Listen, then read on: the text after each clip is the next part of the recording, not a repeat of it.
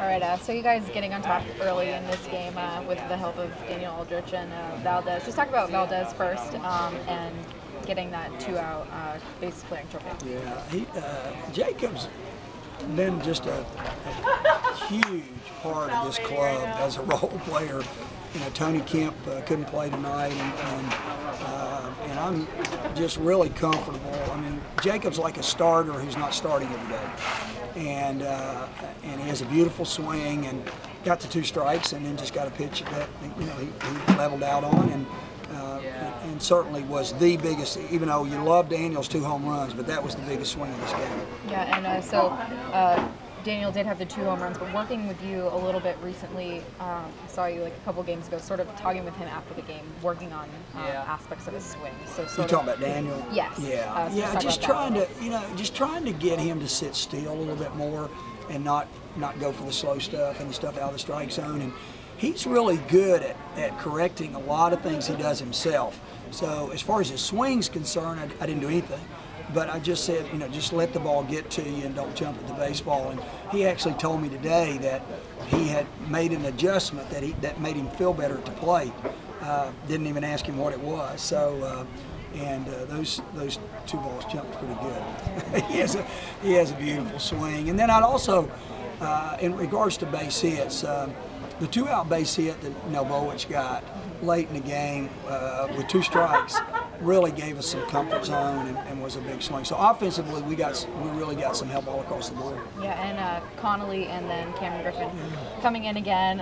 Connolly's throwing a ton of innings for you. Just talk about both of them coming in and eating up some innings, and then how that's sort of going to look for tomorrow's doubleheader. Well, there's no doubt it does hurt us tomorrow a little bit. Certainly with Connolly, I may not be able to use him either game, but that's okay.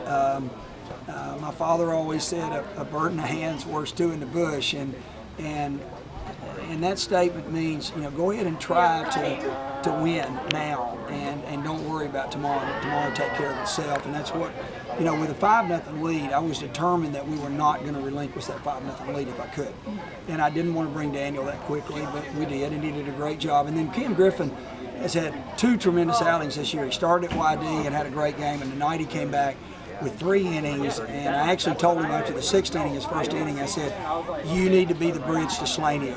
We need you tonight to pitch 7th and 8th inning, and he did it and just did a fantastic job. All right, and so because those 2 threw tonight, do you have any sort of idea about what the pitching may look like for tomorrow's game? The only thing I can tell you is that Finnegan will pitch the first game at Orleans, and Smith will pitch the second game at home.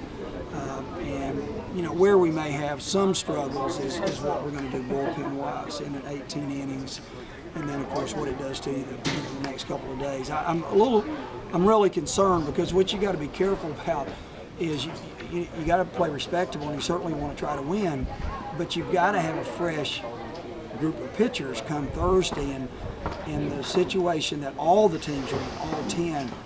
It's making it difficult for every club, so we're just going to have to see how we work through this. Okay, and you guys having clinched the Western Division after this win, so just talk about what that means for you guys having started the season not as hot as you guys are now. Well, I didn't do a very good job coaching early in the year. I couldn't find the pieces really well. It took me longer than it should have to find the pieces. But you have to give my assistant coaches and all the players the credit, because our assistant coaches have gone 6 days a week to work extra with these guys, and it has really paid off. And then the players are as cohesive in summer baseball as I've ever seen. They pull for each other, and it's just like tonight. Keeney couldn't play, and Kemp couldn't play, and Derek Smith goes in, and Valdez goes in, and they just pick each other up. So they've made it a marvelous summer, I think, for all of us, not just myself, but for the fans, for you announcers.